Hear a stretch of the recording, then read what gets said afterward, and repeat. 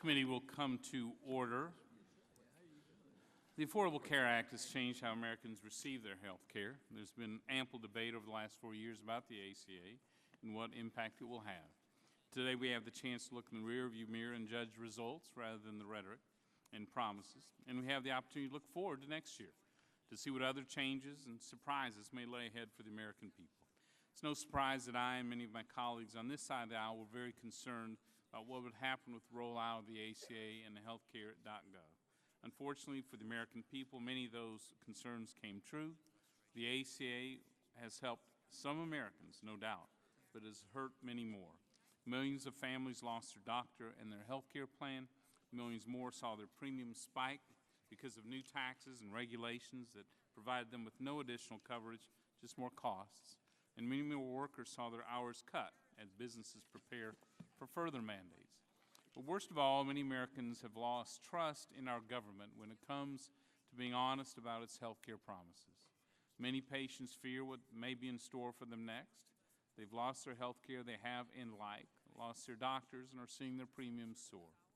And for those that ended up in the government exchanges, the ones that the law was supposed to help, they were subjected to a disastrous rollout of healthcare.gov, delays as paperwork went missing, the ongoing reality that they may owe thousands of dollars back to the IRS for subsidies they're not eligible for, not because they did anything wrong, but because the ACA income verification system was not and still is not working.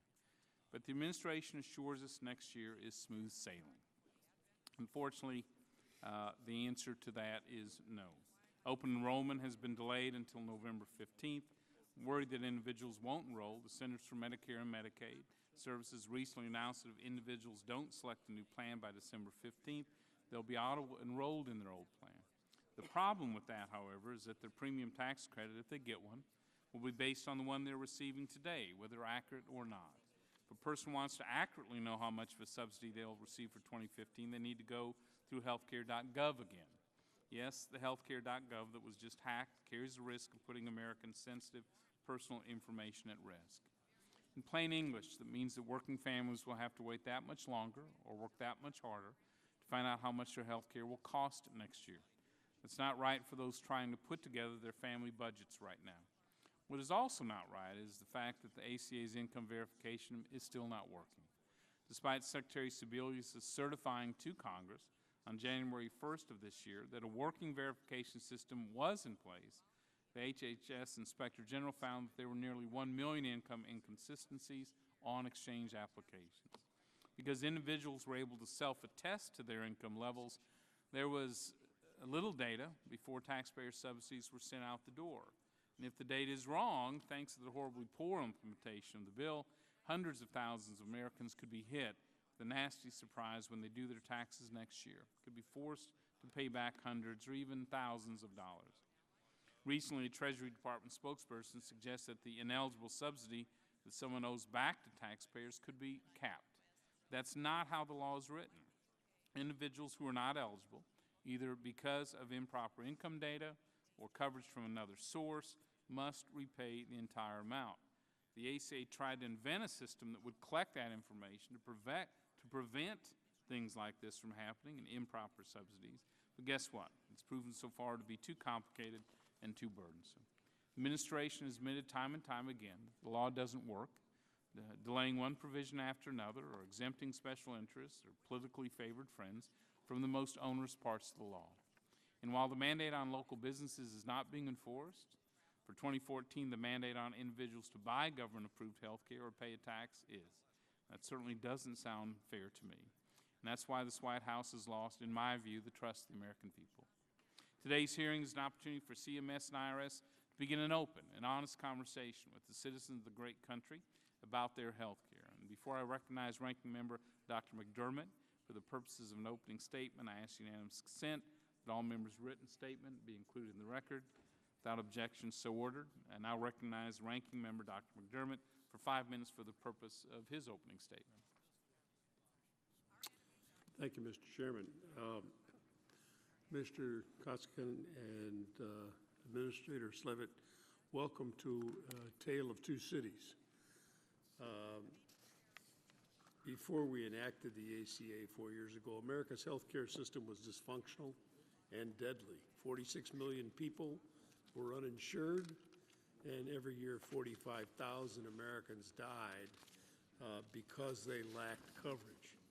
Many Americans who had insurance weren't getting a good deal.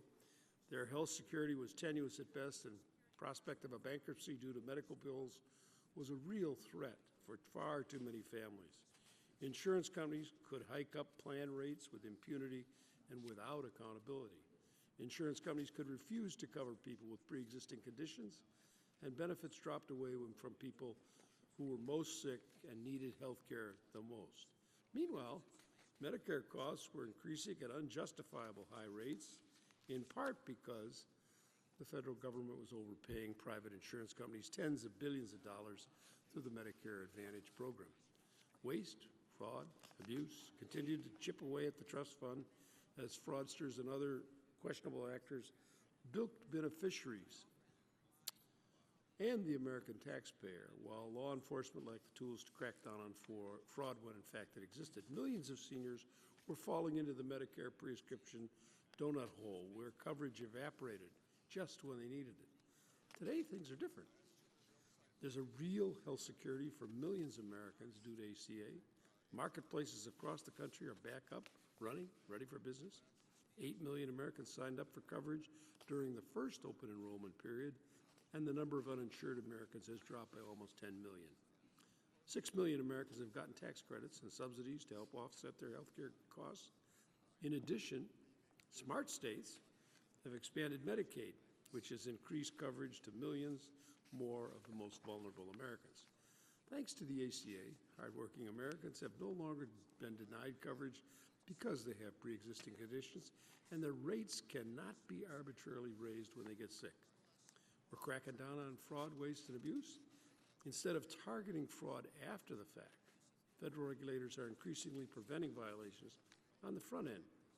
Thanks to vigorous enforcement and the tools provided by the ACA, the administration has recovered more than $19 billion over the past 5 years. Payments to private insurance companies have been reduced to more appropriately reflect the cost of delivering Medicare, while Medicare benefits have actually been increased. With free preventive care and coverage in the donut hole, millions of seniors have saved billions of dollars since the ACA was enacted. Now, have there been a few hiccups? Yes, there have been a few hiccups. You start something big, you always have hiccups. Talk to the Boeing Company.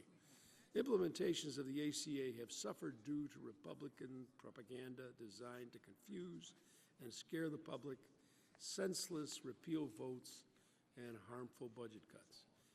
As the commissioner from the IRS has testified in the past, the IRS is seriously understaffed, making it harder for the agency to implement key parts of the ACA.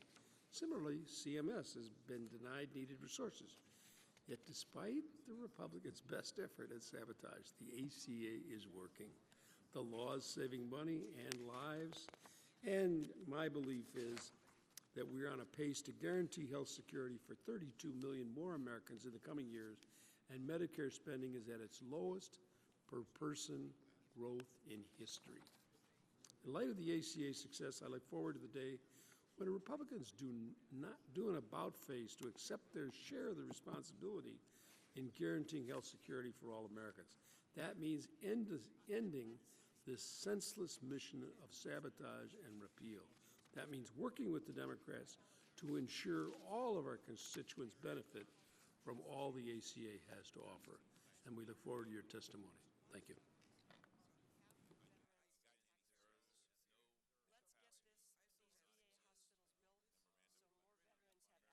Thank you, Ranking Member Dr. McDermott.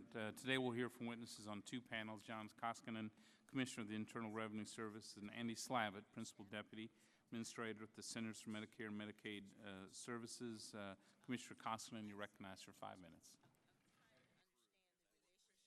You could hit that microphone. Chairman Brady, Ranking Member McDermott, members of the subcommittee, thank you for the opportunity to appear before you today to update you on the work of the IRS is doing to fulfill our responsibilities under the Affordable Care Act. My testimony will focus on the significant efforts the IRS has been making to prepare for the 2015 filing season in relation to the premium tax credit and the individual shared responsibility provision under the Act. The IRS has already implemented a number of tax provisions under the Act, including the branded prescription drug fee, the tanning tax, and the medical device excise tax. It should be noted at the outset that the vast majority of taxpayers will need to do nothing more next year under the Affordable Care Act than check a box on their tax returns because they have health coverage from one source or another. People who buy insurance through the marketplace and who qualify for the premium tax credit will have an extra calculation to make when they file. Most of them chose to have an advance payment sent to their insurer during the year based on their family situation and estimated income for 2014. They will have to reconcile this advance payment on their return. We have already issued a draft of the new form they will use for this purpose, Form 8962. If anyone paid for the insurance up front and claims to be eligible for the premium tax credit, they will calculate the amount of the credit they are entitled to and claim it on their tax return. The IRS has also developed the Form 1095-A and instructions.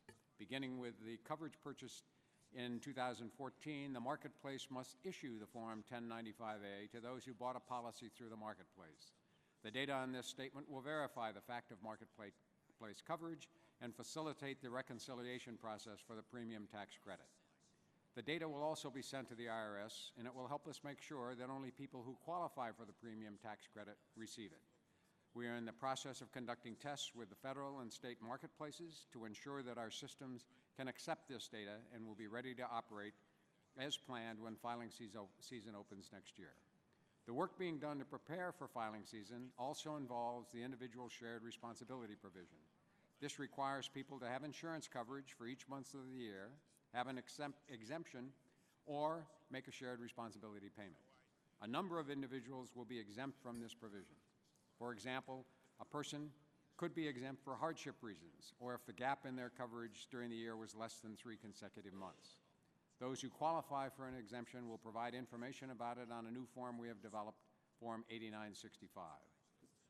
The IRS has also been working to make sure that people understand how these two major ACA provisions may affect them at tax time.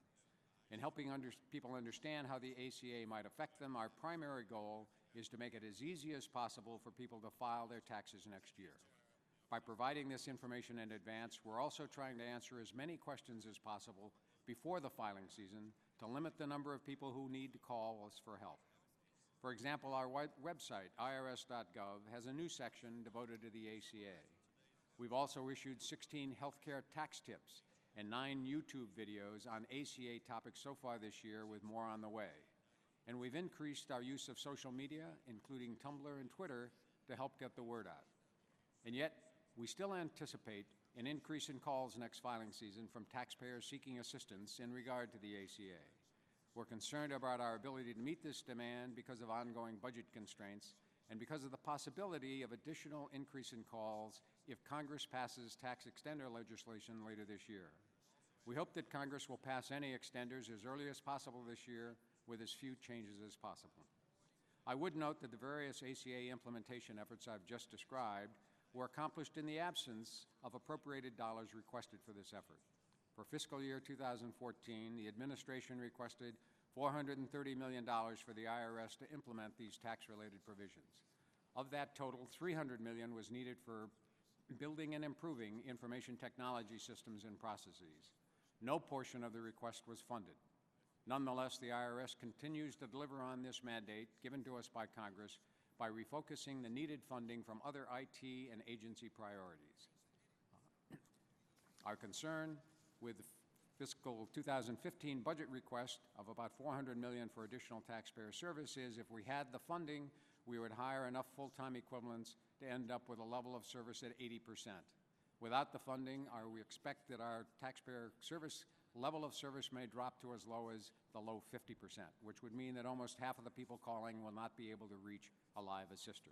We continue to work, as I said, to ensure that taxpayers in advance have as much information as possible to limit that load on our call-in system, but it is going to be one of our major challenges.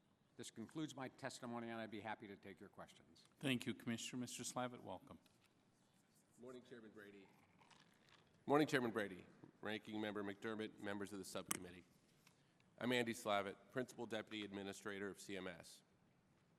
I joined CMS 2 months ago from the private sector, where I spent the last 20 years principally working with physicians, hospitals, health plans, and employers on solutions to problems of healthcare cost, quality, and access.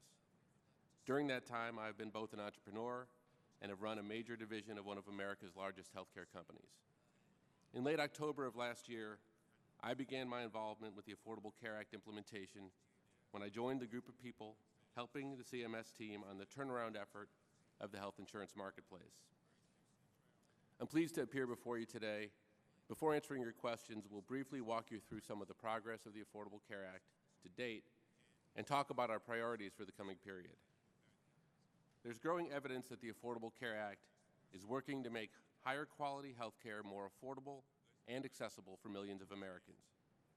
During the first open enrollment, millions of Americans selected a private insurance plan through their state or federal health insurance marketplace, and millions more have retained coverage on their parents' policies or have newly qualified for Medicaid or CHIP. According to Gallup, the adult uninsured rate fell to 13.4% for the second quarter of 2014, a record low. In addition, we're seeing historically low growth in overall health spending, measured at both the consumer level and the national level. This success is not being achieved by government policy alone, but in partnership with the private sector, as insurers grow by competing to provide better quality and affordable services. Now, as we continue through the first year of marketplace implementation, we must build on that progress that's underway and continue to improve our execution based on the lessons from the last year. First, we are focusing on increasing the value consumers get when they come to the marketplace. Early evidence from states that have already published this information is indicating consumers will have more options and more competitive rates. According to a recent survey conducted across 16 major cities, premiums for the benchmark marketplace plan will actually decrease on average in the coming year. This is good news for consumers who are typically paying less than $100 a month for premiums in a policy in the marketplace. Most important is that this gives many families access to affordable quality health care for the first time. According to a Commonwealth Foundation survey, 2 out of 3 newly covered adults are saying they are now taking medicine and seeing doctors they couldn't afford before. When you get underneath all the statistics about the uninsured rate dropping and rates remaining competitive, this is what counts. Next, we have heightened our focus on execution. Even as we continue to learn about new consumer needs, we are building out further automation and are working to improve interaction points with consumers and health plans. High on our agenda is making it easier for consumers to enroll and renew their coverage, providing scale to handle greater volumes of people, and completing back-office functionality. How we execute has been a major area of focus from the Secretary on down. Our operating principles are straightforward. Clear accountability, with a new marketplace CEO and clearer structure. Ruthless prioritization, which has meant we haven't done everything everyone has wanted, but have instead built in more time to test what we build. And transparency, even when things happen that we don't plan on. The team at CMS is hard at work on implementation. This coming year will be one of visible and continued improvement, but not perfection. We are in the early stages of the program, newly serving millions of consumers, and are still learning about the best ways to support their unique needs. We are making the right progress to have a successful open enrollment and continue to deliver on the promise of the Affordable Care Act to improve health care access, cost, and quality for all Americans. Thank you, and I look forward to your questions. Thank you, Mr. Slavitt. Commissioner Koskinen and Ms. Slavitt, I want to return to the theme I mentioned in my opening statement, and that's trust. I think that, my view, the American people has lost trust in the IRS for a number of reasons, including health care. And I think the disastrous rollout of healthcare.gov has created a lack of trust among the American people, as well as promises not kept. I do appreciate the work, Mr. Slavitt, you're doing, and there's a lot of it, to try to bring that, that site up to speed. More importantly, making sure we get the back end completed and right problems obviously remain with this. There are going to be more problems going forward into the second year. So my question to both of you, and it really isn't a gotcha question, but in spite of all these problems, you know, how do you expect to again regain the trust of the American people when it comes to their health care? The ACA, my view, through heavy subsidies is reducing the cost for some, but is increasing the cost for others. And there's real concern back home from patients, providers, businesses about the Affordable Care Act. So what are you doing to make sure the second year of the ACA is not like the first year, and that steps will be taken to regain the trust of American people, regardless of what party they are, that are just simply concerned about their health care? Commissioner? Well, we take, as I hope everyone knows, seriously the obligation to, as I say, try to make it as clear and straightforward and as easy as possible for people to determine what they owe and to be able to make those payments. As I've said on numerous occasions, we distinguish between the willing to pay and the unwilling to pay. And those willing to pay, even if they have difficulties, as I've said, don't have to hire somebody off late-night TV to come talk to the IRS.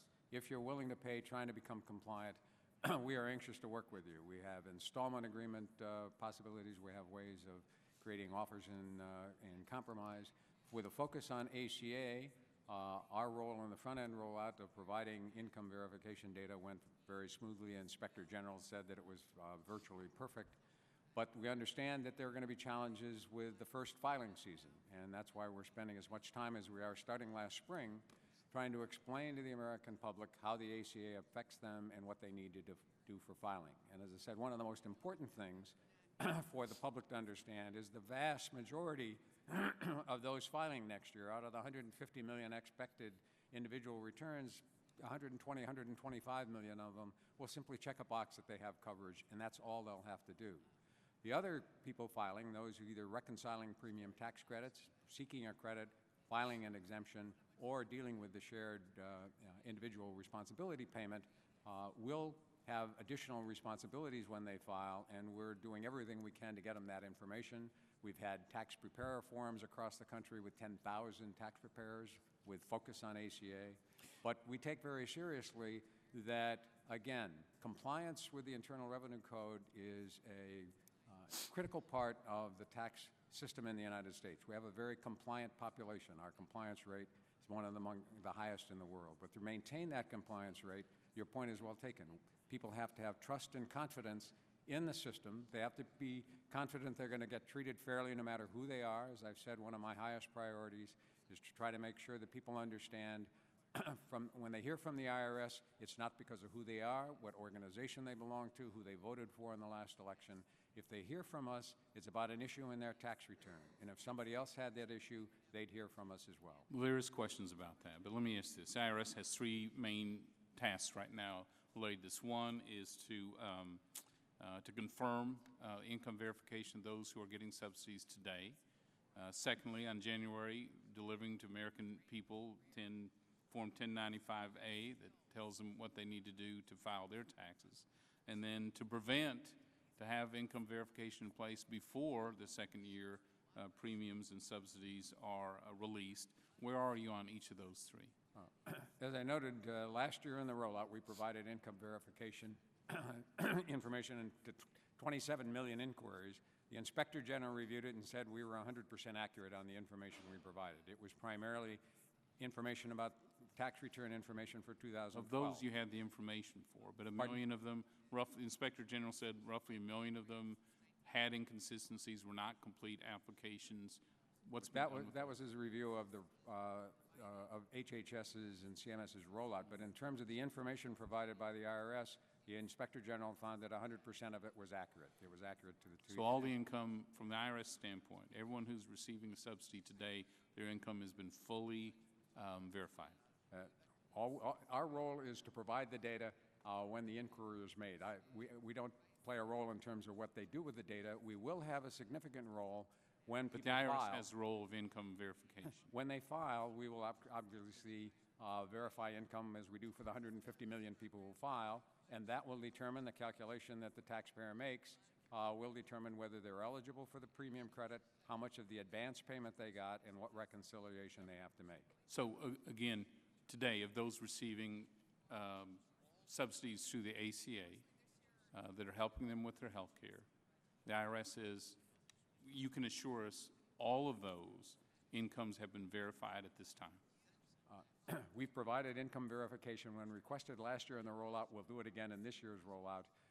We have been advising taxpayers since last spring that whatever determination they made with the marketplaces about their circumstances, if there's any change in those circumstances, either in their family size or their income, they need to go back to the marketplace, because our concern is that everybody makes an estimate when you file your W-2s and you're withholding. Sure. You're estimating what your income will be. Obviously, for most people, it changes to some extent. Sure. So we are focused on and concerned that we don't want people to have either gotten too small in advance payment or too large of an advance payment. What I didn't hear was a yes there. And I'm hopeful we can get the day where you can say, yes, we have verified them. The 1095-A, due in January, have you completed testing on that? Can the American public be assured when they're ready to do their taxes and get their refunds that that form will be there in January? Right. We don't provide that form. That form is provided by the marketplace. But you provide the information. Happy to turn it over to my colleague. Okay. Okay. How about preventing income verification to prevent eligible subsidies, ineligible subsidies in the future? As I say, in this rollout period for the second year, we'll continue to provide information, income information to assist the marketplaces and determine eligibility. But I would stress, in the filing season, we will check, as we always do with everybody who files, their income will be verified. They have to, as I say, we have a very compliant population. They provide information about their income as it actually happened. What we're providing in the rollout is income information that can be used for verification for a previous tax year.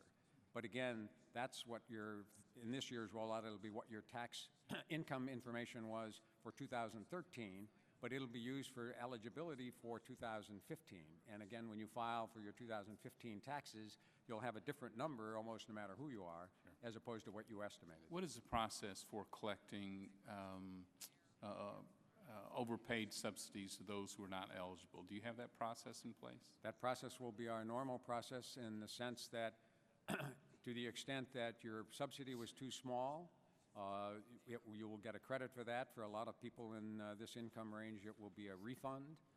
To the extent that your advance payment was too large, there will be a deduction either from your refund or an increase in the tax owing. Sure. No, I know how that process works. Is it in place to do that? We are fully in place to do that. It is, at this point, we're about to test our own systems, but I'm assured I've been meeting every 2 weeks since January with the IT people, with the program people, and the business people, looking at exactly what we have to do to make that happen. And thus far, I've been assured that while it's a challenge, we are on track to be able to do that. Sure. For someone who, through no fault of their own, received a subsidy they weren't eligible for, about what month in next year will they get the bad news that they owe taxes back to Uncle Sam? They'll get that news whenever, shortly after. That would be bad news.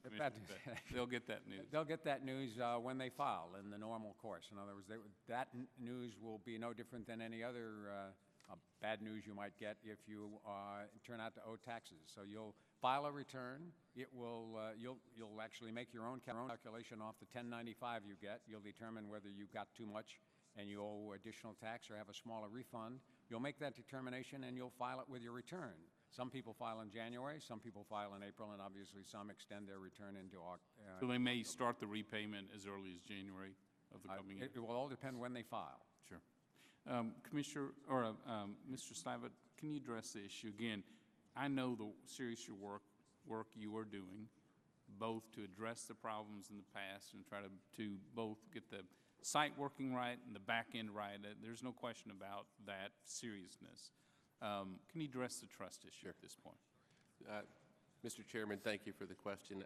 I've actually thought a little bit about this question. As I mentioned, I've worked for the government for 2 months, and interestingly, you're an old hand at this. I'm an old hand. Well, and interestingly, the people that I've worked with at CMS and at the department and across the government the career people have been some of the most trustworthy people I've ever worked with. Yet, as coming from the private sector, as you said, there is a trust gap. And, the way I understand that trust gap to be closed is the following ways.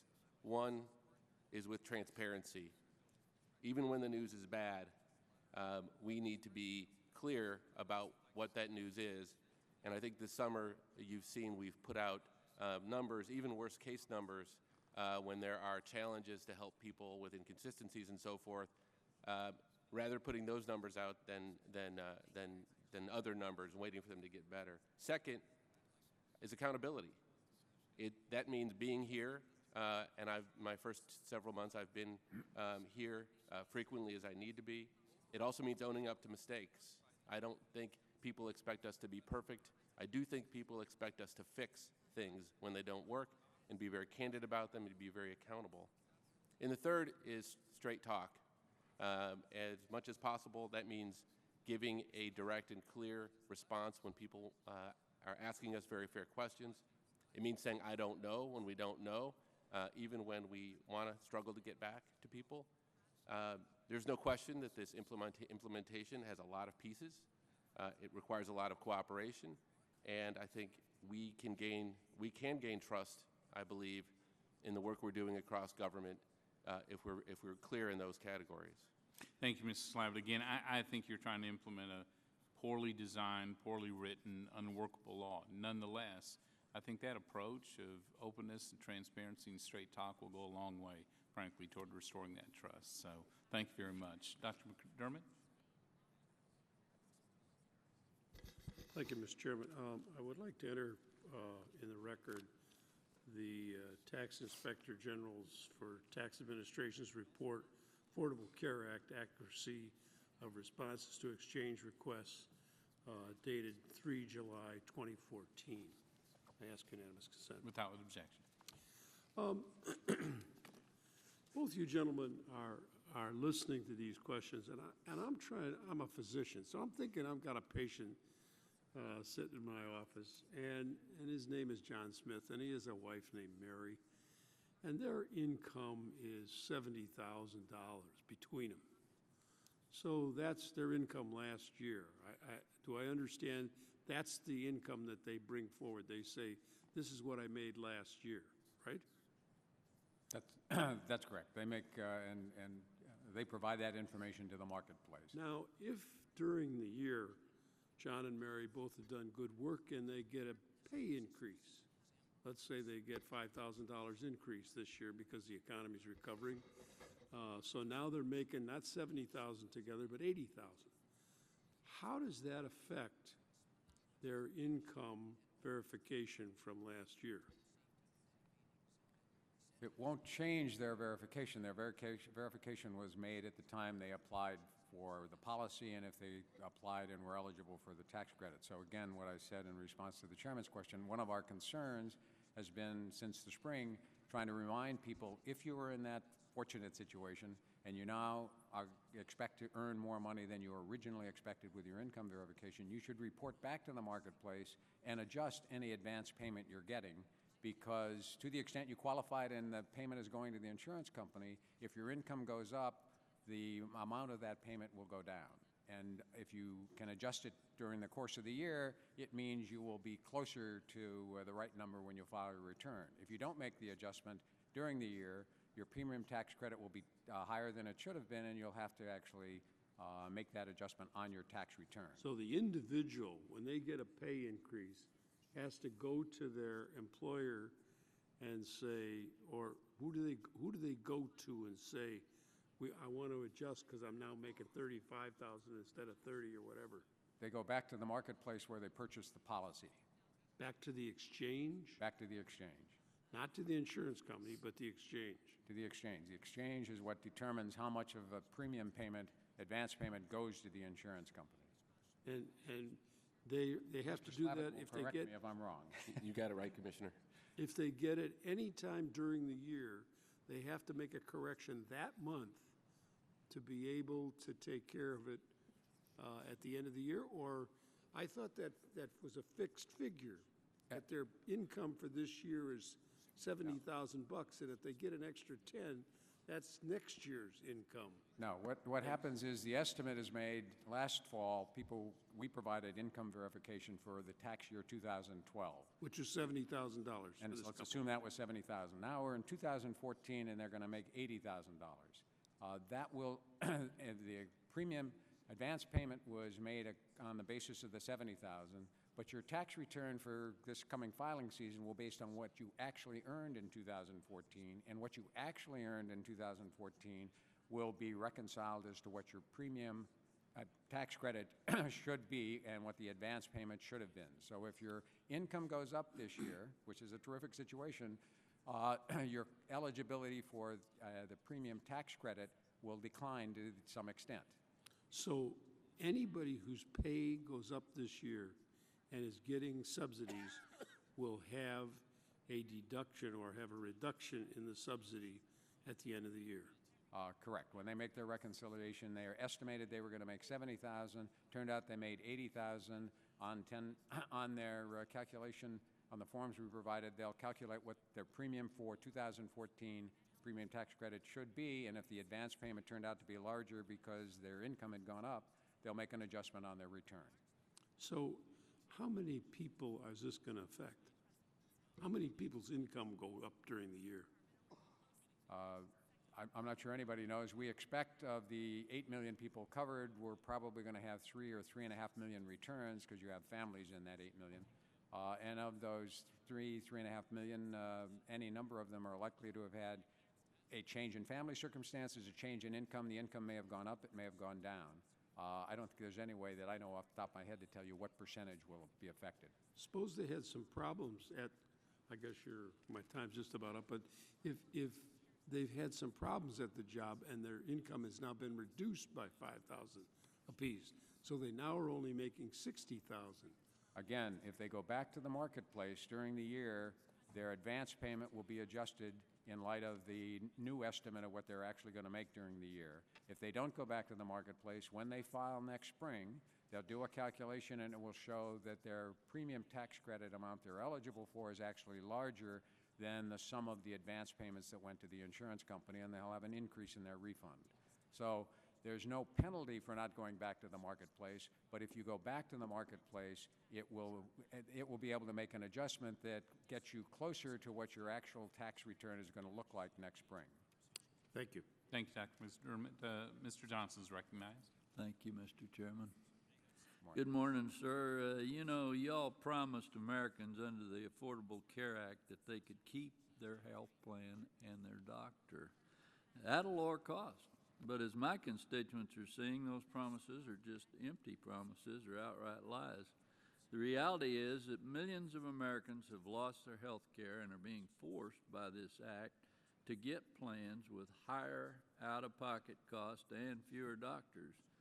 And as you know, we're less than 4 months from the tax filing system, and unfortunately, Americans will face yet another hardship under Obamacare because you can't file a simple tax form anymore. You got to report your health care on it, and you can't do that on a simple form. Is that true? In other words, will folks who are forced to pay more for their health care and lose their doctor now be forced to file a more complicated tax return?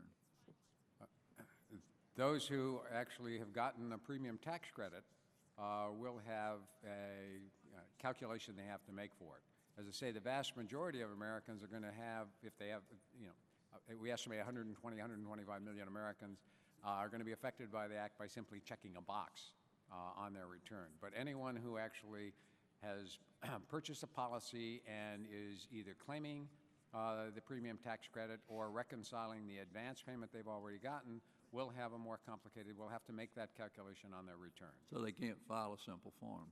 So they will not be able to file the simple form. So that's a hardship on America, isn't it? It's part of the obligation. If you've got the premium tax credit advance payment, then you have to reconcile it at the end of the year. Okay. Mr. Slavitt, under President Obama, our national debts reached a record high of almost $18 trillion. So one of the most important things we can do here in Washington is get the fiscal house in order. In April, the CBO and the Joint Tax Commission estimated that the federal government will pay $17 billion in 2014 for health insurance subsidies and over $1 trillion from 2015 through 24. The GAO testified in a July hearing that they had obtained numerous policies through the federal exchange using false identities, including made-up or non-existent Social Security numbers. Then, the HHS Office of the Inspector General released a study of internal controls at select insurance exchanges. That report found that those exchanges were unable to validate the Social Security numbers and other eligibility requirements. Considering that nearly 87% of those who enroll in a plan through the federal exchange receive a subsidy, that's a major concern. Can you respond to these findings and tell us exactly what you're doing about it, and are you personally following that issue? Yeah. Yes, Congressman Johnson. So there's a fairly extensive process when someone fills out an application to apply to be covered on an insurance marketplace. For a typical family of 4, they provide 21 pieces of information that we independently verify through our computer systems that link up to various government entities. If even one of those pieces of information, of those 21 pieces of information, we cannot verify for whatever reason, then it is our obligation to seek physical documentation from the individual to make sure that, in fact, what they're reporting, whether this pertains to their income level, whether it pertains to their citizenship status, or whatever the information happens to be, that we get verification. We've been contacting people extensively, in many cases, with 10 or more outreaches to ask them to submit the documentation so that we can be sure that all the information is coming in is accurate. It is, as you can imagine, a fairly extensive process. It's our first year doing it. It's the first year consumers have had to do it. And we are being, I think, fairly open about the fact that there are numbers of people who have inconsistent information that we have to match, and we're making that level of progress. Thank you. Thank you both for being here. Thank you, Mr. Chairman. Thank you. Mr. Thompson, you're recognized. Thank you, Mr. Chairman. Thank you both for being here. Mr. Koskinen, I want to follow up on Mr. Johnson's question about the extra hoop that you have to jump through if you receive a subsidy. There isn't an easier way to do this? You have to elevate them to a completely different process for filing? It's a calculation. In other words, they've applied, as I discussed earlier, they've applied based on an estimate of what their income will be for 2014. Those who can this be an extra box to check or something on the short form? No, because you actually, if you've got the premium advance payment has gone to your insurance company, you've gotten that benefit.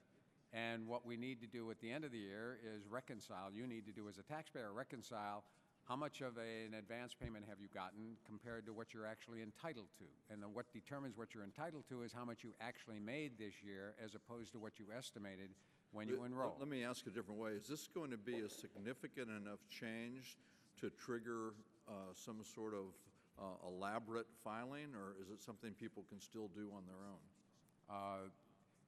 This should be something that people can do. The form is the usual form. It's simply a calculation of what you earn, what you're eligible for, what you actually received. You'll have the 1095A that will give you the information you need to fill out that form.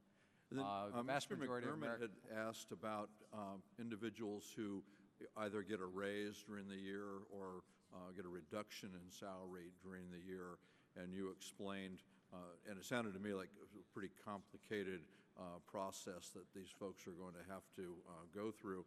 But are you doing something to educate people, to let them know that if they do have a change of income, that they're going to have to proactively do something on their forms? Yes, as I noted, we have been talking about this in our public releases since the spring. Our Affordable Care Act site on the website has this information highlighted. We've been trying to continually remind people to make that adjustment, although it's not a requirement. If they don't make the adjustment, they make more money. When they make the calculation, it'll be a simple calculation. This is what I was entitled to, and this is what I got. I suspect that most folks after they sign up for health care, aren't going back to review the website. They figured that they've done that, and they're getting on with the other things in their life. So I don't know that merely putting something on the website is going to be enough, and it seems to me there ought to be some way to better educate folks what they may have to face in this process. Well, I'm not a user of Twitter or Tumblr, so I can't tell you the reach of it, but we have YouTube videos, we have information that's going out on all the social networks and websites. As I say, we've talked to tax preparers across the country all year long about this. Again, to the extent they go back to the marketplace and make the adjustment, it means there will be closer in their calculation. But one way or the other, whatever they do, somebody ought to be thinking through this. I'm not saying you're not, but somebody ought to be thinking through this, because when this hits, I don't think it's going to be enough to say I'm not a user of Twitter or whatever. I think we need to figure out how how to better educate folks going into this. We're continuing to do it. We're doing the best we can. We're open to other suggestions. As I say, we've got what I call a full court press, trying to get full information out to people, not only about the adjustments, but about how the calculation is made when they file their returns. Mr. Slavitt, you've got pretty extensive private sector experience working in the technology industry, including working on components of healthcare.gov.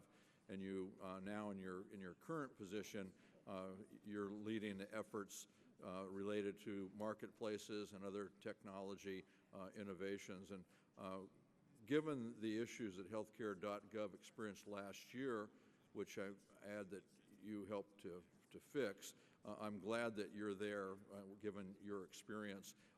It seems to me you probably know the right questions to ask. And looking forward to November 15th, the next enrollment period, what are the markers or the benchmarks you're looking for to prove the system is ready for open enrollment? So, Congressman, we're in a more favorable situation when we have a functioning website that's already up and running. Having said that, we have new functionality that needs to be added for open enrollment next year. So let me give you a little bit of a feel for how we're approaching that. First is we are rolling out new functionality and adding it over the summer as opposed to all at once. And so that helps us ensure that we can put things into the marketplace and test them.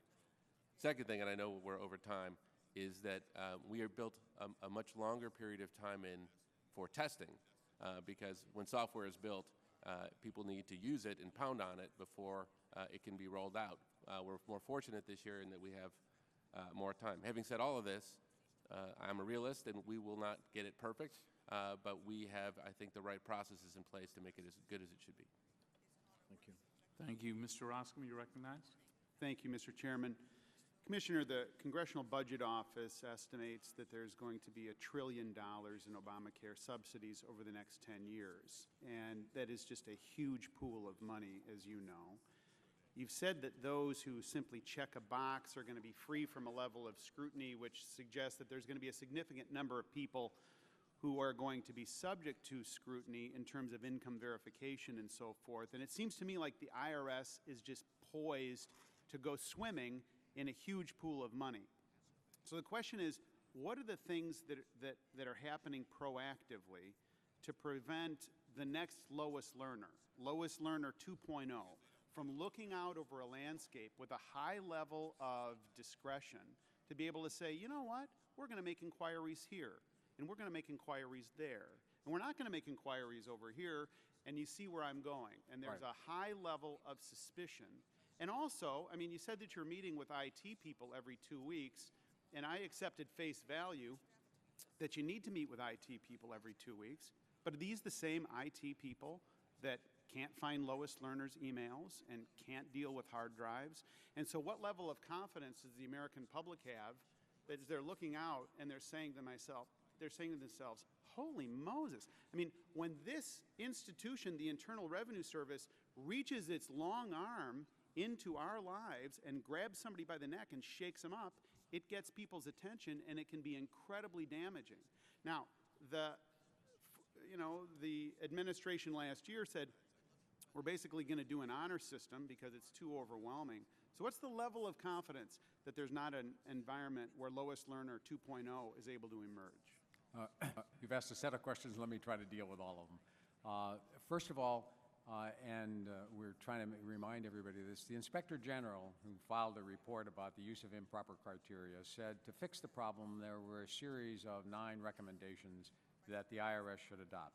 We have adopted and implemented all of those recommendations. In our normal exam process, there is no way that any individual can single out any taxpayer for review. Why not? Because there's a review process. First of all, anyone selected, the first cut at the selection is made automatically by computer.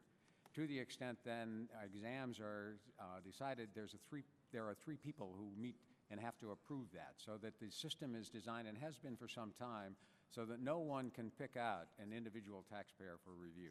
But we have buttressed that with all of the recommendations the IG said we should do. Wasn't that true, though, in the C4 situation where, I mean, look, these are C4 applicants that rise to a level of scrutiny. They were presumably chosen by a computer by definition because they were C4 applicants. And then Lois Lerner makes decisions about, well, we're going here and we're going there.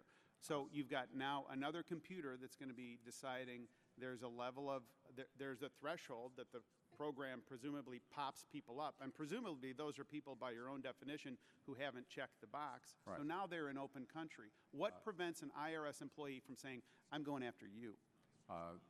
First of all, I think I'm waiting for the rest of the investigators to be completed. There's no evidence thus far that anybody picked an individual organization to be picked out. There were improper criteria used to select an entire set of organizations. No individual organization was targeted. No, but the you're not defending Lois Lerner. I'm not.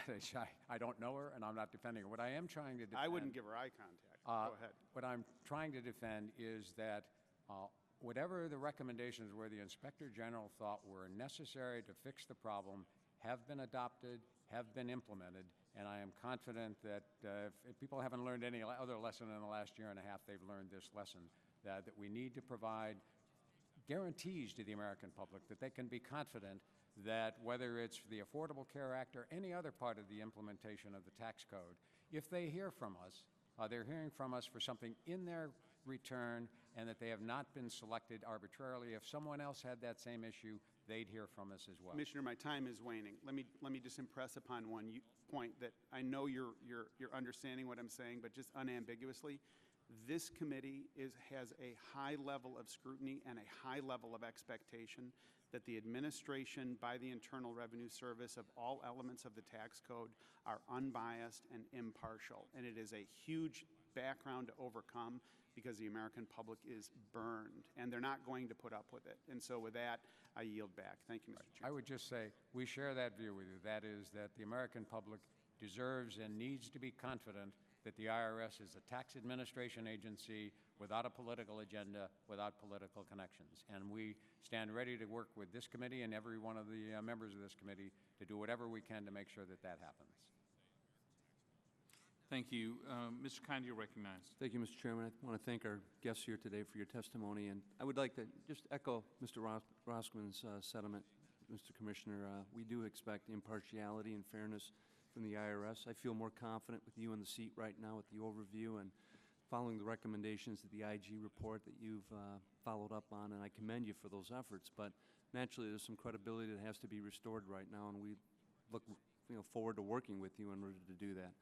Now, let's just back up and keep today's testimony a little bit in context. And Commissioner Koskinen, you again in your opening testimony indicated that the vast majority of Americans will merely need to just, quote, check a box, and they're going to satisfy what they need to do as far as showing if they've got health insurance in their lives. Is that correct? Correct. And can you break that down as far as percentage-wise, the number of Americans that are filing it would just merely have to check the box and not do anything further? Because it is the first year of filing, it's hard to know with precision, but our best estimate is that out of 150 million returns we'll process, 125 million will simply check a box. That won't require a separate form, IRS form, to do. That'll be built into the normal. The 1040, normal 1040 will have a box. I've looked at the line, and it will. But if there's some reconciliation, if you're a recipient of some tax credit in the exchanges and that, there is a separate form for them to have to fill out in order to match up income verification for that purpose, right? That's correct. That won't be on a 1040EZ. It requires a separate form. That requires a separate form that we've already provided, and we're trying to educate preparers and everyone else about how to fill it out. Mr. Slavitt, now, some of us had a recent meeting with Secretary Burwell, and she was trying to put the numbers in context, too. There's really two kind of reconciliations that's going on right now. One is income verification, but one is also citizenship verification, too. And she indicated that on the citizenship side, there was initially 970,000 discrepancies or so, but that number has been drastically reduced to about 220,000. Does that sound right to you? Right. So I think on August, we had sent out about 310,000 letters informing people who we've had contact with on a number of occasions that we needed to receive documentation with them in order to maintain their policy in the marketplace. Since that time, and I believe the estimate that Secretary Burwell gave you was, since that time, as deadlines have tended to do for us, we have seen an influx from individuals, and so I think that number has been dropping below the 310,000 pretty meaningfully. And we're probably safe to assume that number is going to continue to go down as more people respond to the inquiries sent to them. Is that right? That's right. Yeah. Now, some of this might be a little confusing for some in that. So is there a role for the navigators to play in order to help these individuals send the proper documentation in to satisfy the requirements? We found in the first year that in-person assistance of a variety of types, navigators certainly, but also agents and brokers and others, have a tremendous role to play in helping people through whether it's that issue or even some of the issues that Commissioner Koskinen has addressed. Now, is that going to be true for income verification, or are there some privacy concerns that attach to that? Regarding navigators? Or Yeah, regarding the role of navigator, navigator. someone assisting the individual to get proper Right. documentation. Yeah, I think that level of assistance is available to most people, and they should take advantage of that. They also can call our call center directly, and we can walk people through that You process. indicated that on average, the typical individual is getting about 10 touches from you in order to match up the data that you have with what they're submitting? That's been true for citizenship and immigration status, and for other categories, it's been 5 or 6. And what form of information are the individuals getting? Is it more detailed? It's not just a letter saying, hey, something doesn't match up, you're not, or is it, this is what you're missing? Can you? So we've tried reaching out to them with letters. We've also had the health plans directly reach out to them, which with some success as well. And then where we haven't had success, we've used the telephone, we've called them, and we've attempted to walk people through them. We understand that for a lot of people, this is their first time through a process like this, and sending information to some place that they're not familiar with isn't always the Commissioner most comfortable Koskinen, thing. back to you again. The income verification information you're looking for is really no different from what a typical taxpayer may have to do if something doesn't match up with their income that they're submitting through the W-2 form or whatever, such as if they're missing a 1099 or something. They'll get a notification from the IRS saying, hey, something doesn't match up here. Is that right?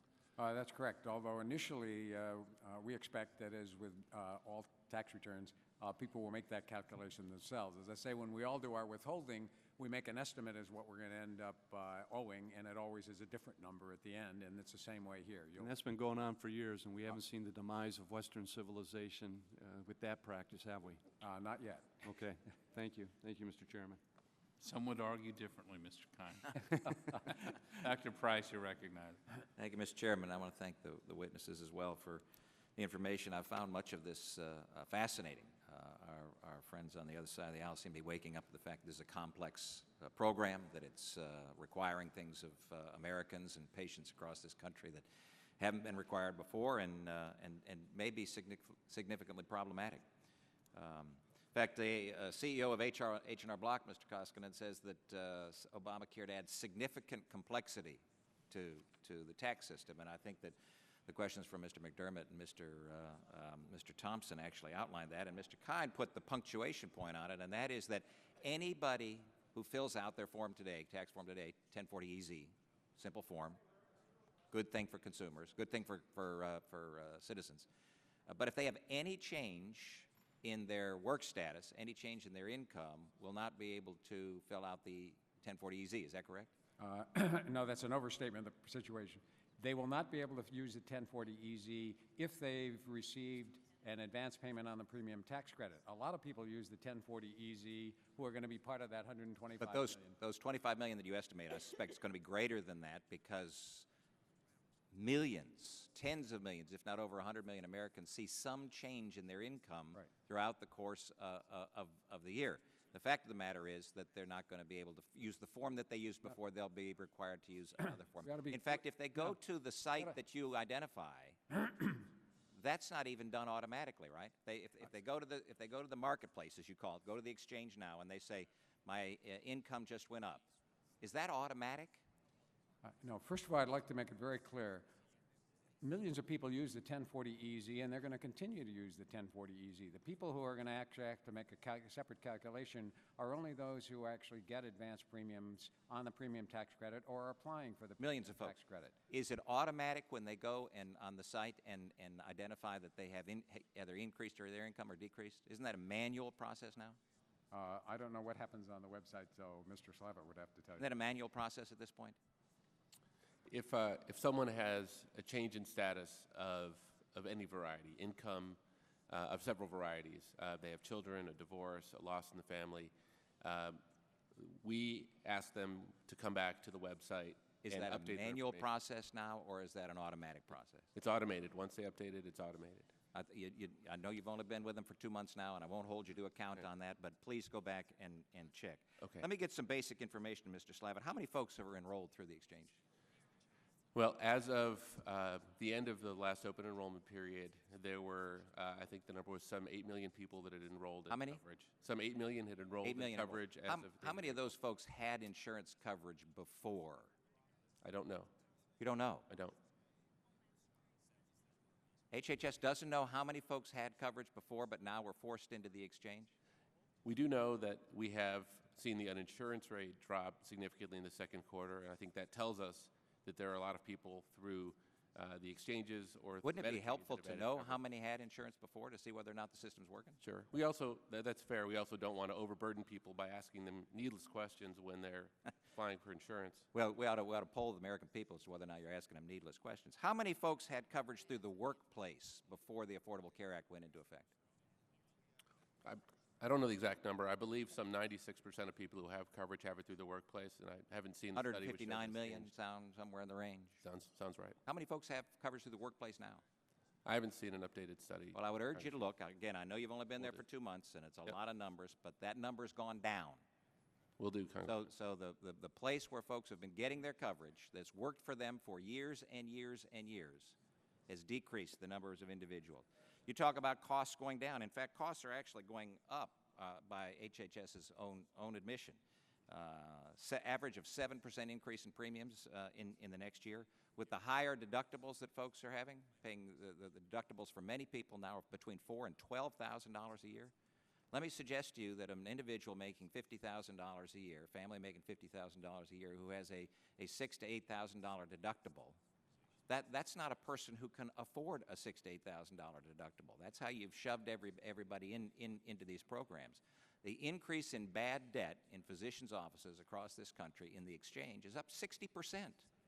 60%. Those folks are going to have to figure out what to do, and it's not going to be able to continue to provide coverage for people. I want to touch on identity theft. You all had a hacker break in to the system, correct, in July? That's correct. When did you know that? August 25th. When did you notify the federal authorities? I believe it was within 10 days or so of that. When did you notify the insurers that were participating in the exchange and covering those lives? At the very same time. There was no impact to the insurers, but at the very same time. The fact of the matter is, as you should know, is that the insurers found out about this through the press. Through the press. If we're going to protect people's personal information, especially as it relates to health care, and not notify those individuals and not notify the insurers who are trying to protect as hard as they can the information that they have, this is unconscionable. This is what the American people are concerned about. Mr. Chairman, Congressman, I think that we've underscored once again the challenges with this law and urge you to get the facts, look objectively. You spent a significant amount of time at United Healthcare and Optum. Talk to those folks. I've talked to them recently. The fact of the matter is what CMS is doing right now, what HHS is doing right now with the ACA, isn't working in the real world. I would urge you to talk to your former colleagues. They'll shed a whole lot of light on what's going on. Congressman, thank you. I want you to know I did personally call representative of the Insurance Association to inform them. Thank you, Dr. Price. Mr. Pasquale, you're recognized. Thank you, Mr. Chairman, very much.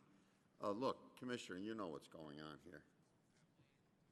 If you can't shoot the dog, starve it.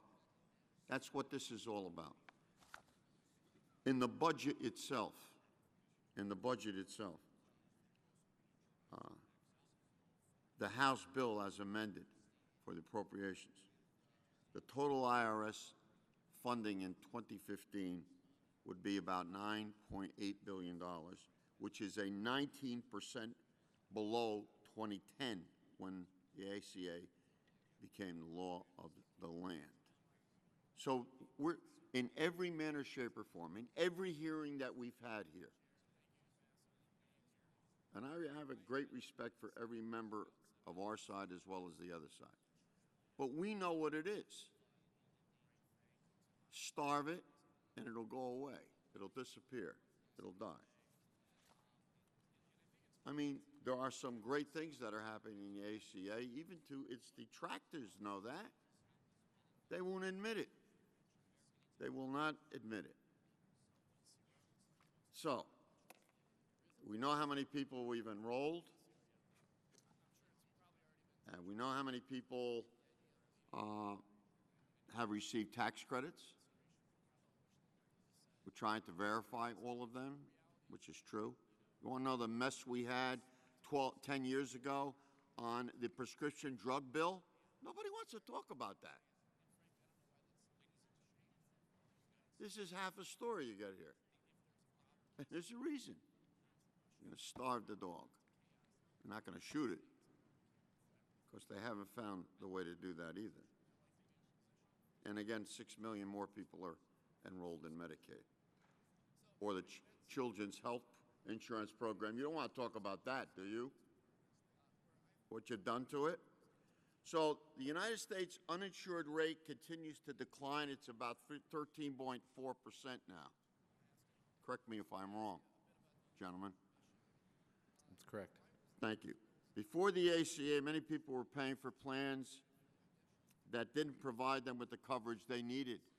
Some of these people that have lost their coverage are better off now because they had to go into the exchange and they got better plans. Let's talk about that.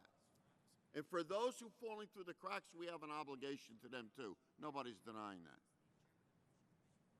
I like to talk about this at town meetings. I hope you do too. And I'm sure you'll be objective and tell the good with the bad. Americans are denied coverage for pre-existing conditions, and insurance companies arbitrarily increase their premiums to the point where they can't afford it. You talk about 7% increase. I'll tell you what the increases were for each of the last 5 years. My Republican colleagues refuse to acknowledge any benefits that have resulted from this law. And it is not a perfect law, Mr. Commissioner. We've never passed a perfect one, believe it or not. Unlike the Part D Medicare prescription drug plan, where Democrats who voted against the bill came together and helped educate and enroll seniors, I voted against that. But I went back to my district to initiate those folks, the seniors, with what this plan was all about. They've done nothing to do that. They haven't cooperated in the least. So my question to you is this, Mr. Commissioner, and thank you for, I'm sure the last time you were grilled prosecutorially, and you handled it very, very well. You kept your cool. Continue to keep your cool, Mr. Commissioner. My Republican colleagues are fond of attacking the Obama administration at every step of the Affordable Care Act's implementation. They've expressed outrage over the delays, but at the same time refuse to give the agencies the funding. That's a big cut, 20%. The House Appropriations Bill for fiscal year 2015, that would set the funding level at 19% below what it was 4 years ago. Mr. Commissioner, can you explain how budget cuts have affected your agency's ability to implement the ACA? We view, as I've said on numerous occasions in the past, implementing the Foreign Account Tax Compliance Act, FATCA, and the Affordable Care Act are statutory mandates that we have an obligation to implement. So whatever else it means we are not doing, we are going to implement both acts this year in the filing season. As I noted, by not providing the $430 million for fiscal 14 or the $450 million for fiscal 15, it simply means that we have to take that money from the other places we have available. It's So either therefore- enforcement, taxpayer services, or continued improvement in. So you're moving dollars around. We have to move the dollars The around. Affordable Care Act, Mr. Chairman, so far has had little impact on the insurance people get through their jobs, with roughly the same share of employers offering coverage in 2014 as last year, to correct the record. Thank you, Mr. Pastor. Can I just finish my point? Very. As yes, you've sir. allowed other folks to. I appreciate that. You No, know we've that. been, I'll tell you what, we've been very close to time on everybody and certainly finish. And you've been very, very charitable Thanks, sir. with all of us. Thank you. The employer-sponsored health insurance premiums were rising about 3%. I'd like to enter this report from the Kaiser Family Foundation on employer health benefits, since that seems to be of interest to my friends on the other side. Thank you, Mr. Chairman. Without objection, Mr. Buchanan, you're recognized. Thank you, Mr. Chairman. I also want to thank our witnesses for taking their time to be here today. Commissioner, let me ask about subsidies people have brought up. One of my colleagues mentioned about getting a $5,000 increase, but what happens, at least in Florida, I see a lot where you have realtors that are independent contractors. You have a lot of people that have a minimal salary, but they're on commission, or you have a minimal salary where they get subsidies, but they might get a year-end bonus. How do you address that? Or somebody, for example, that 1 year is a realtor, where real estate hasn't been great for a period of time, but Florida's back now, was making $30,000 a year. Now he might make $100 this year, the next year make $30. How do you deal with, I'd say that's a large percentage of people that are employed in America are in those circumstances where they don't have a fixed salary at $60,000 a year. They might earn 70, but it's based on how they do over the year in terms of bonus, commissions, or other things. How do you address that in terms of subsidies? 1 year making 30, the next year making 150, the following year making 30. It is a situation many people face. They face the same issue when they file their estimated taxes or make W-2 determinations. They make an estimate, their best judgment as to what they're going to owe in taxes. Everybody tries not to owe taxes at the end of the year. So over 80% of the people who file actually get refunds every year.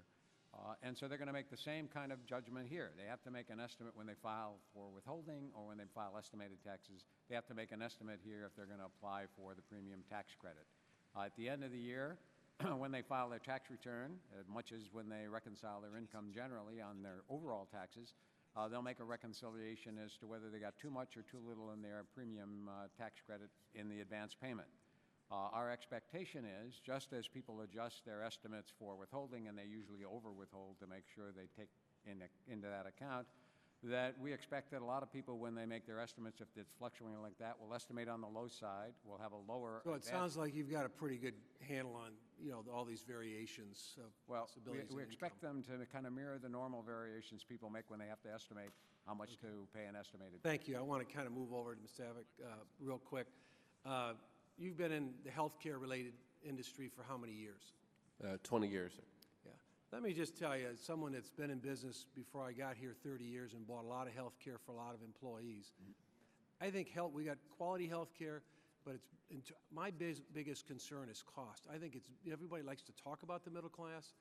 I grew up in the middle class, but it's bankrupting the middle class cost. It's not unusual in my area. I represent a part of Florida, but I'm the only member in Florida, where you have someone between 50 and 65 years old. I do a lot of town halls that are talking their cost for them, or maybe their employees, but ideally for them and their family of four could be as high as $2,000 a month. That's not unusual, $1,500 to $2,000. So I'm very concerned about health care in general, and I see the cost continuing to go up. as someone that's employed a lot of people, or I talk to a lot of people back in the district, they get a bill every year, even since the ACA going up 10 to 20% a year, cost of living's 2 to 3%, and this has been going on for, it seems like, 10 or 15 years. It's one of the biggest concerns we've got is health care. It's not that we don't have good providers, but the cost is bankrupting, in my opinion, the middle class. What do you say to that? Do you think you share that concern? Yes. Congressman, you're exactly right. And I don't use the term bankruptcy lightly. I'm an optimist. But it does concern me when people are paying $1,000 to $2,000 a month for health care, along with all their other costs, and I don't see that changing. Yes. But go ahead. Yes, Congressman, affordability is one of the three critical pillars of our implementation, along with quality and access. And I think there's a couple things that are, I think, highly encouraging, although early still. One is that the premium levels that people are paying are in much more affordable levels. Second is, I think those in business and those who have been individual health plan members for some time are used to things like double-digit rate increases. And I think, the 5 or 6 states that have publicly put forward the rates that they're going to have for 2015 are all in the range of single digits. I think Arkansas was a couple percent. I think Delaware was a couple percent. I think California was 4%. So these are relatively I would good. just do me a favor and take a look at Florida. I met with one of the largest providers in the state and did a lot of our stuff. One of the largest, met with the CEO for the state. Yep. And, they're talking, I don't know what they're going to be. It's going to be 20, 40%. They're losing a lot of money because they've got the sickest in Florida, a lot of them that are joining up, and they're very concerned. They used to make tens of millions. Now they're making zero. So I can see what's going to happen to, from that standpoint. So I'm very concerned about that. Let me mention one other thing I wanted to bring up. The insurance companies in our state have been in to see me, that they're looking to the federal government because they were promised or felt they were promised that they would make a certain return, or somehow the government would underwrite their losses. What's your sense of that? Are insurance companies going to have the opportunity to come back to the federal government and get subsidized somehow? So let me follow up in writing, given that I'm out of time, but no, that's not going to be the case. Right. Thank you. Time has expired. Mr. Blumenauer is recognized.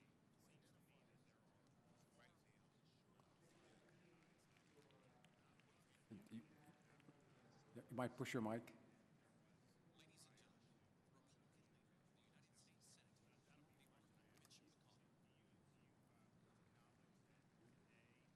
I'll try Mr. Pascrell's, not that he needs a mic. It always seems to work. That's right. Turn that off. Commissioner, I appreciate your joining us for another round.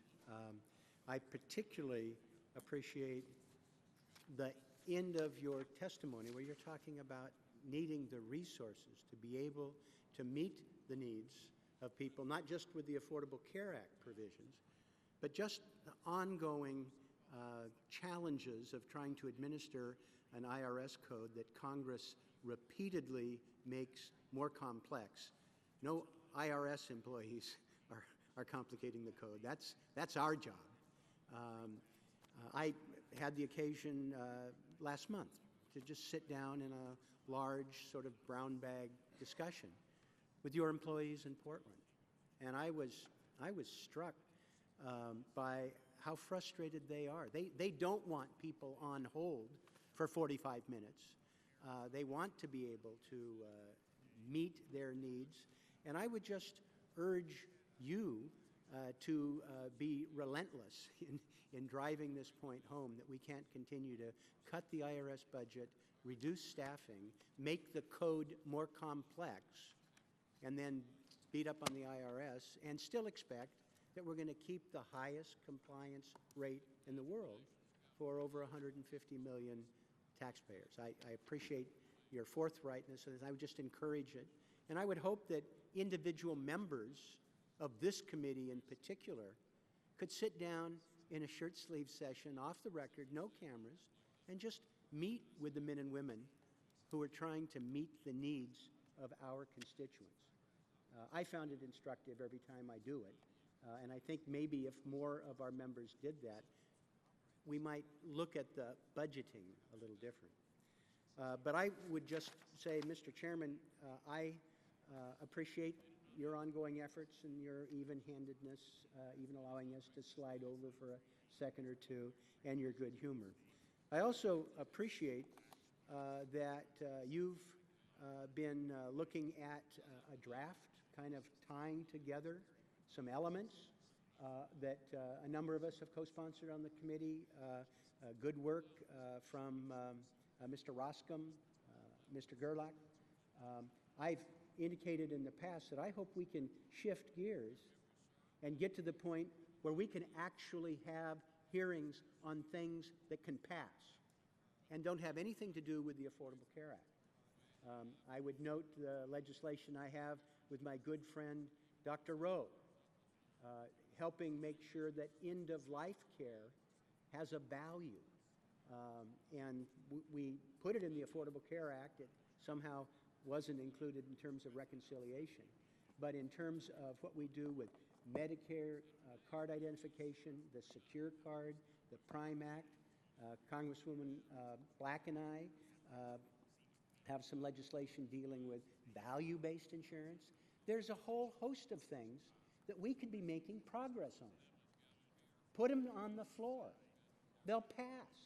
They'll make the system better. They're not going to make the nightly news, but collectively, we'll be doing our job.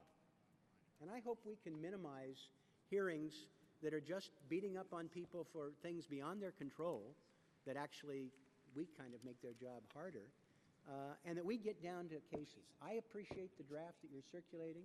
I look forward to supporting it, and the other references that I've made of bipartisan legislation that will make a difference, that can be approved. Some of these could roll out before we adjourn for October.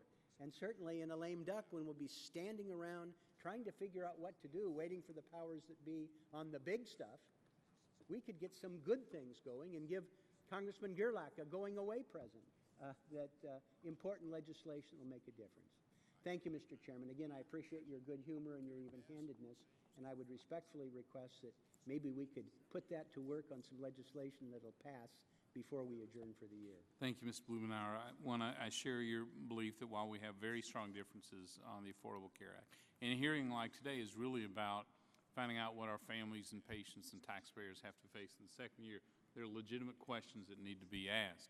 But we're also trying to create a climate where we can take the good work that's being done by these committee members on all those areas that you have an interest with. I think we have a bipartisan interest in creating legislation to move that forward. So we've got some work to do in each of those areas. We're trying to sort of work through these final points, for example, on the our bipartisan fraud bill and some other issues as well. So look forward to working with you. Thank you. Mr. Smith, you're recognized. Thank you to our witnesses today for your time here and sharing your insight and expertise. I think between the two of you, you do have vast insight. Perhaps, Mr. Slavitt, you bring some objectivity as a relatively new employee over at CMS. Let me start, Commissioner Koskinen, the waivers that are offered by HHS or CMS, does IRS keep track of those waivers?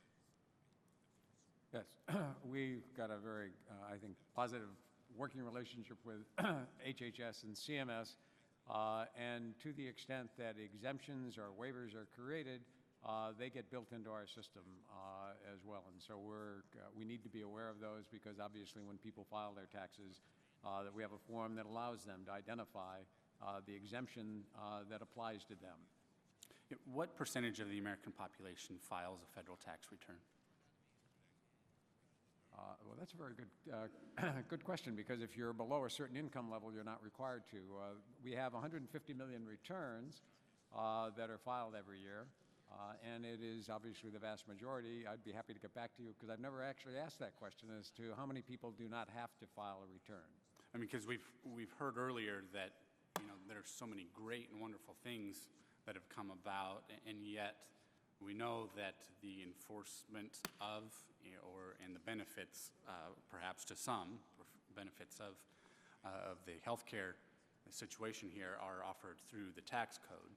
So are there concerns that perhaps there might be some beneficiaries out there who would not see the benefits or the complications associated along the way? Thus far, our experience has been, as a general matter, and there are a number of tax credits that have been written into the tax code that we administer. The vast majority of people take advantage of those credits. We do run the Earned Income Tax Credit Program, and part of our goal there is to make sure everybody who's eligible for the credit knows about it and uses it. In that case, about 80% of the eligible people for the Earned Income Tax Credit actually take advantage of it. So I'm sure if everything continues to go as it usually does, there will be some people who are eligible for the premium tax credit and support for health care who may not take advantage of it. Okay. Thank you.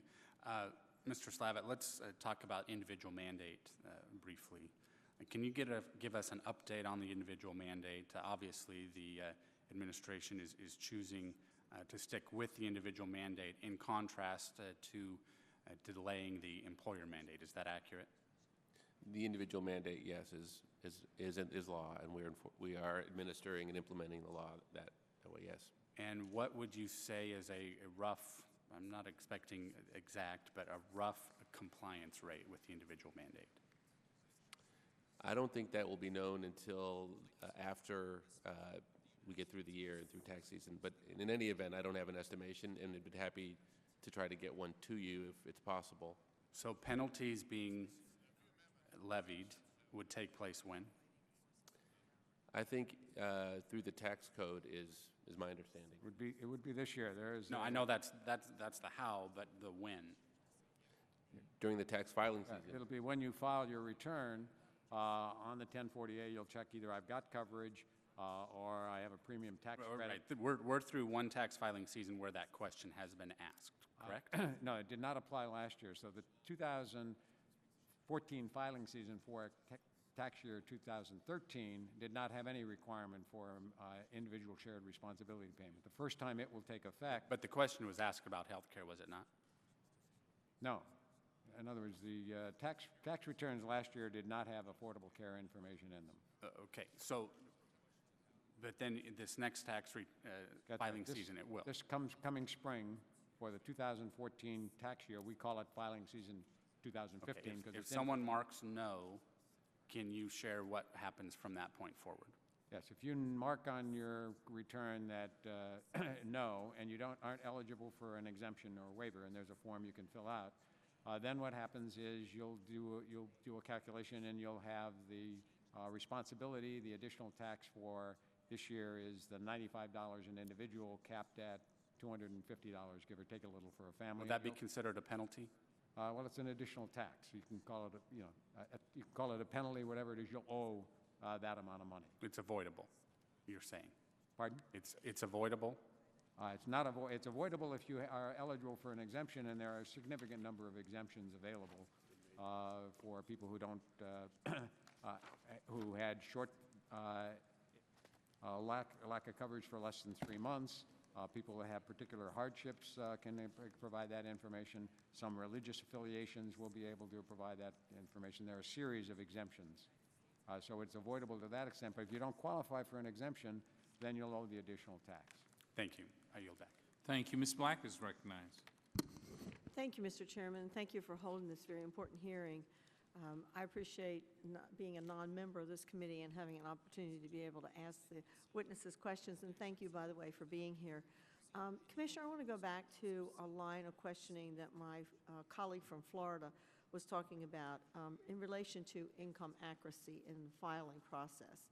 And I think that I remember bringing this up the last time we had a hearing on the oversight, and that was the idea of the E-Flex Coalition.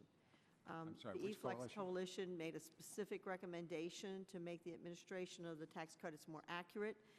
They suggested, and I quote, their suggestion is giving employers the option to prospectively file information with the IRS about the coverage available to employees through an annual certification process. And, close quote, their letter went on to say, we believe that that it is in the collective the best interests of individual Americans, the employers, and the administration to ensure accuracy, which is what my colleague was talking about, of such upfront determinations to avoid the subjecting of individuals to unexpected payments of any credits for which the exchanges incorrectly deemed them to be eligible. Now, the Treasury, during the rule writing process, rejected that recommendation. Do you believe, given what we're going to be seeing, as my colleague referenced, that sometimes especially for those who are in sales, where their income may be here and the next year it might be down here, that it would be helpful to have that information prospectively? Well, tax policy matters are determined by the Treasury Department and the Congress. We're just the tax administrators, so we follow whatever the rules are. As I noted, every taxpayer makes an estimate in advance as to what their income is going to be in the following year, and then they reconcile it when they file their tax return, and they know exactly what they earned. Where taxpayers have variety and they have bonuses or they're on commissions, in the normal process of filing their taxes, they make estimates, and they generally make estimates trying to make sure that they don't owe any more tax than usual, which means that's why most people get a refund. We expect that with regard to those who qualify for the premium tax credit and are applying for an advance payment, they'll adjust and make the same kinds of estimates that they make for their withholding purposes. But the system is more complicated when you're having to go back and figure out, okay, do taxes. Now, let's just say someone has earned more than what they anticipated. Will there be a clawback? Not a clawback. If you've earned more than you anticipated and you've been getting the advance payment paid Right. to your insurance company, the payment doesn't come to you. At the end of the year, if you, in effect, have claimed more of a credit has gone to your insurance company, you will either have a smaller refund or more tax owed, yes. So it will just be withheld from them. That won't be, let's say that they don't owe or they're not due a return. And so what will happen then? Because you can't withhold something that they weren't due a return. How will you retrieve the money that has been paid out for an advance tax credit? They would be treated the same way any tax collection process. We would match up. We would determine if there was amount owed. The first thing we usually do is send people a letter saying, we see a discrepancy in your return. Can you explain what the issue was? In fact, I would make a plug here. We're trying to make people understand. We contact taxpayers by letter first. So if you're hearing from us by phone for the first time, the chances are pretty good you're not hearing from us. There's a significant amount of tax scamming going on that we're concerned about. But in any event, we would advise the taxpayer, and they would be treated the same way any taxpayer was who had an amount owing, or at least some apparent discrepancy in what they filed and what they owed. It seems so complicated. It seems to me it would almost be better for us to say what was your income this year, and then having the filing date maybe 2 months after what they know their income is at the end of the year. So moving the sign up to maybe February so they know what their income was last year, and you could go on that. But it seems like a very complicated system. Let me go to Mr. Slavic on an issue that you did actually mention, and that was the end-to-end testing. And we know that the end-to-end testing is a critical step in preparing for that successful 2015 open enrollment. Last year, the testing occurred far too late, and we know that there was not time to correct those problems. And so you did mention that there is a new functionality, and you're going to be rolling that out over the summer. Does this include testing of the auto-enrollment renewal transaction process as well? Yeah. Yes, Congresswoman. That will be tested, I believe, slated in October. Slated in October? Yeah. So that's the auto-enrollment. Okay, and the sign-ups will begin when? So recall that auto-enrollment functionality will occur in December. In December, okay. Because so that's you're not when gonna test it until November? we will be, so to give a quick overview of the process, and I know I'm over time, people will have, the beginning of an open enrollment is November 15th. People will have an opportunity to come back, shop, and select a plan. The functionality you're referring to is, what do we do in the occasion when somebody is enrolled in a plan but doesn't come back? Right. December 15th, we will automatically enroll them in their existing plan, presuming that that plan is still offered through the marketplace. But you are doing some testing on that as well? We will test everything. Okay, before it so goes into have you production. worked with the insurers on this testing?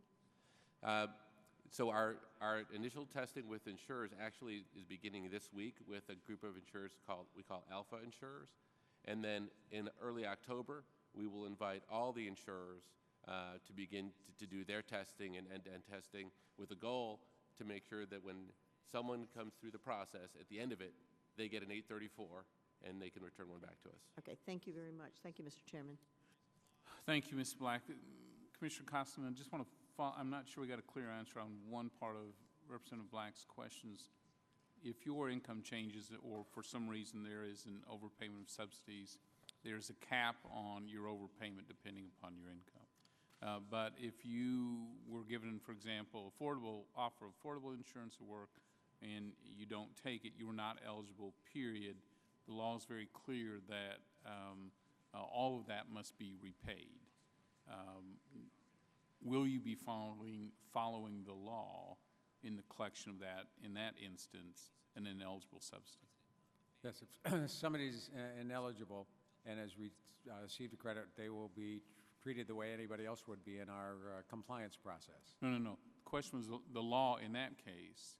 There is not a cap. All of the subsidy must be repaid.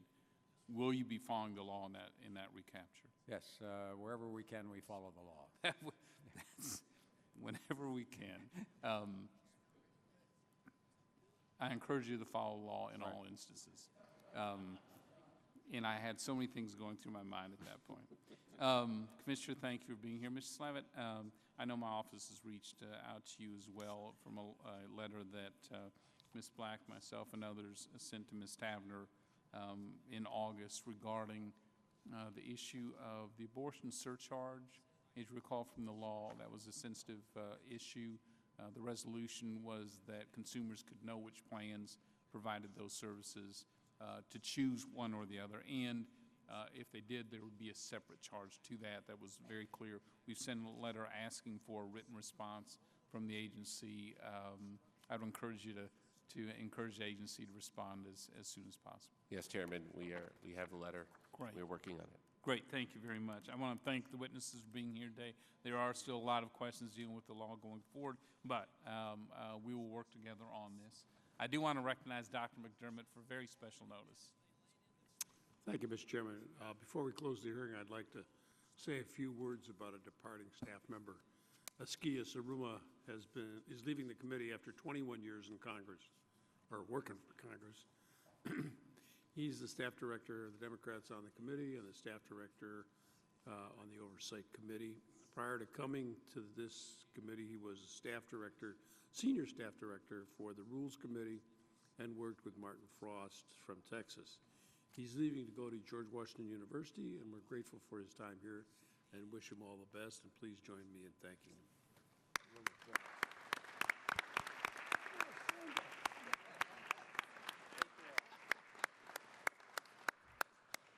Thank you for all your hard work with that. The members do have 14 days in which to submit questions. Encourage the witnesses to respond as quickly as possible. Again, thank you for being here today. Hearing is adjourned.